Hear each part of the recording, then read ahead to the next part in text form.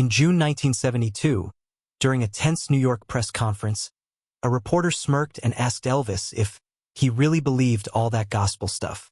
Cameras rolled. Laughter rippled. Then Elvis leaned forward, looked him dead in the eye, and said something that made the entire room go silent and changed how the world saw him forever. Stay with this, because that one moment didn't just defend a man's faith. It revealed the heart behind the king's crown. June 9, 1972, New York Hilton. The air vibrates with flashes and chatter. 60 reporters squeeze into a room too small for history. Cigarette smoke curls beneath yellow lights. Elvis enters wearing a white suit trimmed in gold, a single diamond cross resting against his collar. The crowd surges forward. Cameras click like 1,000 heartbeats. He smiles, polite, warm, but the smile looks practiced. Behind him, Colonel Parker adjusts his tie and whispers, "Make it quick." Elvis nods. He's already tired. 2 sold-out shows at Madison Square Garden wait tonight, but first he has to face the press. He sits, leans toward the mic. "Afternoon, folks." Questions fly, record sales, movie rumors, hairstyles. Easy stuff. He answers with that Tennessee drawl everyone loves. Then someone cracks a joke about holy rollers. Laughter ripples through the room. Elvis grins, but his fingers tighten on the mic stand. Another question, louder, sharper. "So, Elvis?" A voice calls from the back. "You still believe all that gospel business?" More laughter. Cameras zoom in. For a moment he says nothing, just looks up. The grin fades. His jaw sets. He clears his throat. "Yes, sir," he says quietly. "Every word of it." The laughter falters. The room tilts toward silence. Have you ever been mocked for what keeps you steady? What happens when faith stops being private and becomes a headline? The man in the back isn't done. He leans forward, smirking. Smon, Elvis réali? Or is that part of the act? Parker shifts in his seat. A publicist whispers, "Ignore him." Elvis doesn't. He leans closer to the mic, voice steady as steel. "Son," he says, "you might want to be careful what you call an act." A flicker of tension passes through the room. Reporters glance at each other. Pens hover. He could have ended it there. But instead, Elvis straightens, grips the microphone with both hands, and says, "Let me tell you what that faith did for me." The laughter dies completely. Flashbulbs pop once, then stop. Even the hum of the lights feels louder than breathing. And in that frozen moment, everyone senses the shift. The king isn't here to entertain. He's about to testify. The man's name was Rick Dalton, a syndicated columnist known for asking the questions no one else dared. His voice carries arrogance, the kind that fills a room even when it shouldn't. "Come on, Elvis," he says, loud enough for the mics to catch. "You really believe all that gospel stuff? Or is it just good business?" A few reporters chuckle. The sound feels wrong, too sharp against the still air. Elvis doesn't move. His blue eyes lift slowly toward Dalton, unreadable. The tension stretches. Camera shutters stutter to a halt. He speaks, calm but cold. "You can laugh at me," he says, "but don't laugh at what keeps me alive." The room stills. Even Parker stops fidgeting. Elvis tilts his head slightly. "Repeat that, son. I didn't quite hear you." Dalton hesitates, suddenly aware of every eye on him. His voice wavers. "I said, do you really believe it?" Elvis nods once. Every word. No sermón. No raised voice. Just certainty. The kind that doesn't need a stage. For a heartbeat, nobody dares breathe. The only sound is the faint hiss of the audio recorder in the back of the room. Dalton tries to recover.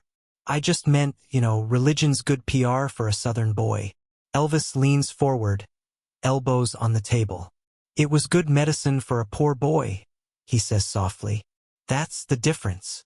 Shock line. The press murmurs. One reporter lowers his camera. Another scribbles without looking up. Colonel Parker mutters under his breath, "Here we go again." But he doesn't stop him. Elvis takes a sip of water, sets the glass down, and locks eyes with Dalton again. "You write words for a living," he says. I sing mina. Both of us have to mean them or we lose ourselves. The words land heavy. Even the air conditioning hum seems to pause. When someone mocks your core, do you fight back? Or stand still? What's stronger? Silence or truth spoken softly? Dalton shifts in his seat. For the first time, he looks small. Elvis continues, voice steady. Let me tell you what that faith did for me. The crowd leans in. Reporters inch forward, notebooks trembling in their hands. He sets the microphone upright and begins slowly. It was 1961. The sound crew adjusts volume knobs, sensing something rare. In the corner, one of the old RCA recorders clicks. Its reels beginning to spin. The story he's about to tell will silence the room, not with power, but with peace. The room goes silent.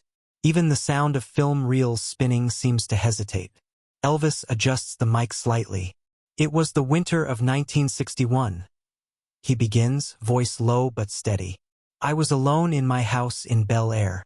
Mama had been gone a few years by then. He glances down as if seeing that night again. I'd been thinking of quitting. Too much noise.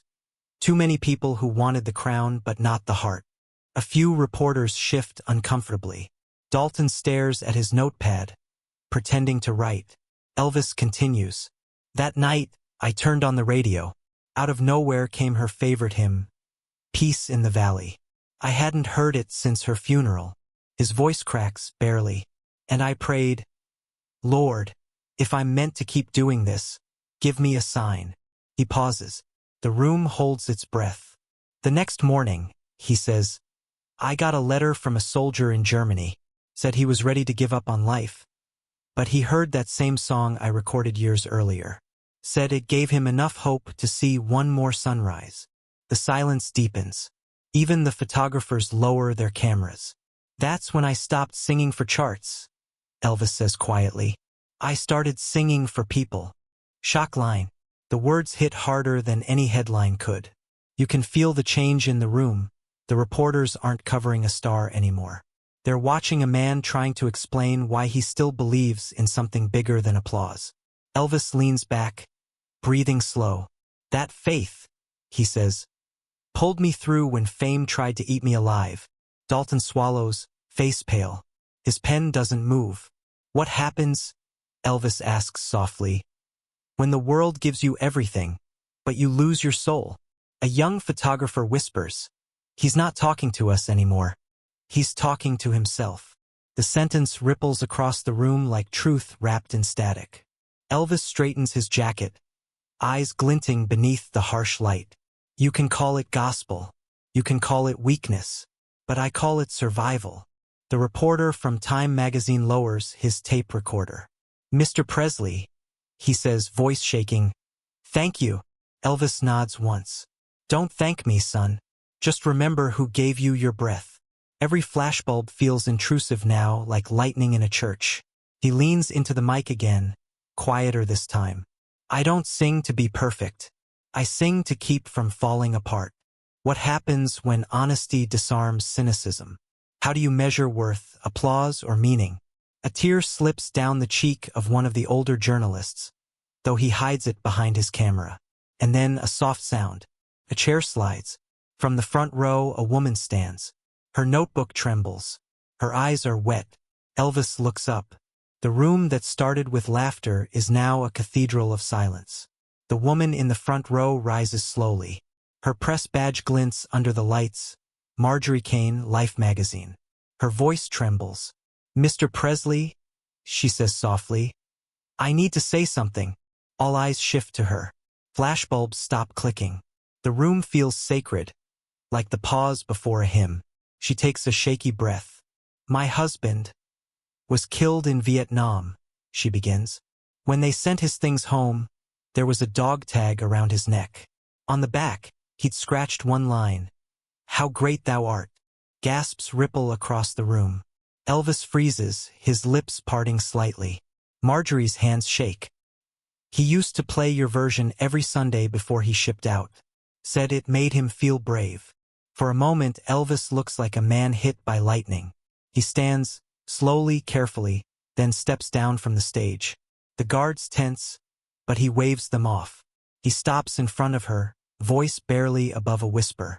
"Ma'am," he says, "that song did its job then." She nods, tears spilling freely now. "It did. Thank you."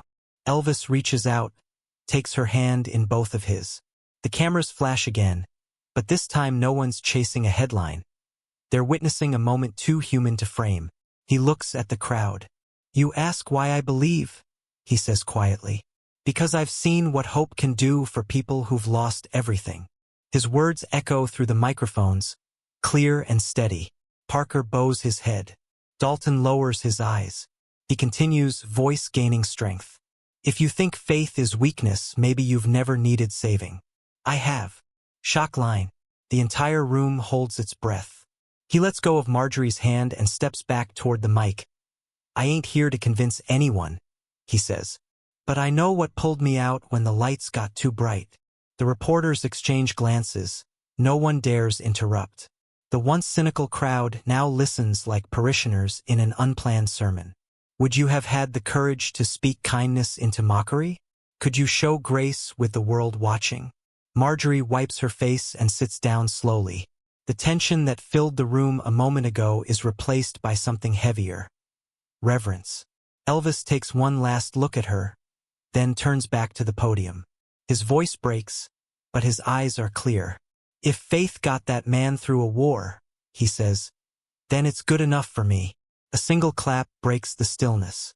Then another. Then all of them. Applause fills the Hilton ballroom like rain after drought. Quiet, cleansing, unstoppable. Even Dalton claps, hands trembling. Elvis nods once, humbly. Then, softly, he says, "Thank you." He doesn't smile. He just breathes, like a weight has finally left his chest. The press conference ends. Chairs scrape. Reporters shuffle out, whispering. The air feels lighter, like something unseen has been forgiven. Backstage, the hallway smells of coffee and camera film. Elvis walks slow, hands deep in his pockets. He looks drained but calm, like a man who just laid a burden down. Behind him, Colonel Parker mutters, "You shouldn't have gone off script." Elvis stops. "Maybe the script needed changing," he says. Moments later, Rick Dalton steps into the corridor. No cameras now, no crowd, just two men in silence. He's holding his notebook like it suddenly weighs too much. "Mr. Presley," he starts quietly, "I owe you an apology." Elvis doesn't speak. He just nods, waiting. Dalton's voice cracks. "I thought faith was a gimmick. Something you used to sell records. I was wrong." Elvis studies him, then smiles, not the stage kind, but the human kind.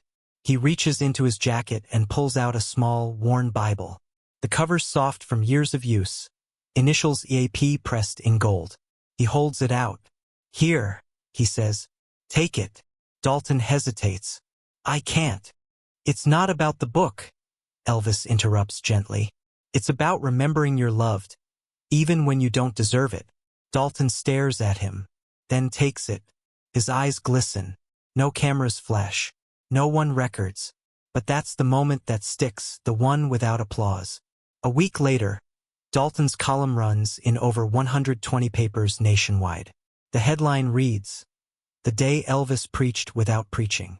He writes, "I went to mock a musician and left meeting a man.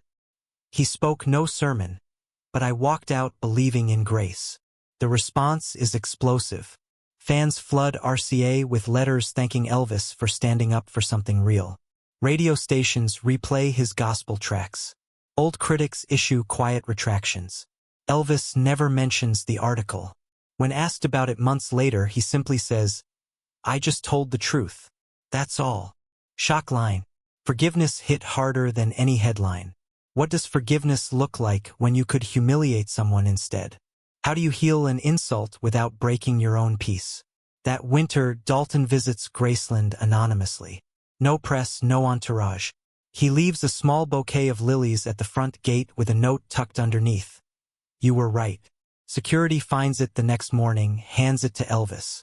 He reads the note, smiles faintly, and whispers, "So were you." He keeps the flowers in a vase near his piano. They stay there until they dry, brown, fragile, but beautiful. When he plays at night, Sometimes he glances at them before closing his eyes. A reminder that sometimes the loudest redemption happens in silence. Decades later, the reel from that day resurfaces in a dusty RCA archive box. Label, New York Hilton, June 9, 1972, Press Session A. The tape hisses, pops, then steadies. Elvis's voice fills the static, warm, calm, unbroken by time. "You don't have to understand my faith," he says. "Just know it's real." Archivists sit in silence, goosebumps prickling their skin. For a man known for sequins and spotlight, this recording feels different, like a prayer caught on tape. At Graceland, the press reel is played during the annual memorial. Visitors stop mid-tour when they hear it through hidden speakers. Some cry quietly, others close their eyes, whispering amen. A small plaque rests beneath the exhibit glass, June 9, 1972, the day Elvis chose grace over applause. No one leaves that room without pausing. Even teenagers who came for selfies go still when they hear his voice break on the word love. One fan writes in the guest book, "He didn't defend faith. He proved it." Shock line. His legacy isn't built on fame, it's built on conviction. You can hear it in every note of "How Great Thou Art," in the pause before each lyric, as if he's remembering that day when words mattered more than charts. Archivists say that after the conference, his next few shows carried a strange kind of peace. Fewer jokes, more truth. "He seemed lighter," one sound engineer recalled, "like he'd finally said what he'd been waiting his whole life to say. What do you stand for when your spotlight turns harsh? Would your silence defend you or define you?" When the tape ends, the hiss lingers, like the room itself is still listening. At Graceland, under the night lights, the white marble letters on his grave catch the glow. Flowers cover the edge of the stone. Among them lies a folded newspaper clipping, yellowed but legible, "The day Elvis preached without preaching." And every year, a new note appears beside it. "Thank you for choosing grace." Because long after the songs fade, people remember the day Elvis Presley made the world listen. Not with fame, but with faith. The voice stops, the reel clicks, but his echo never does. If the story moved you, share it with someone who still hums his songs. Because legends aren't made by applause. They're remembered by the moments they choose compassion over pride. And maybe somewhere in that eternal quiet, Elvis is still smiling, knowing that grace never really goes out of style.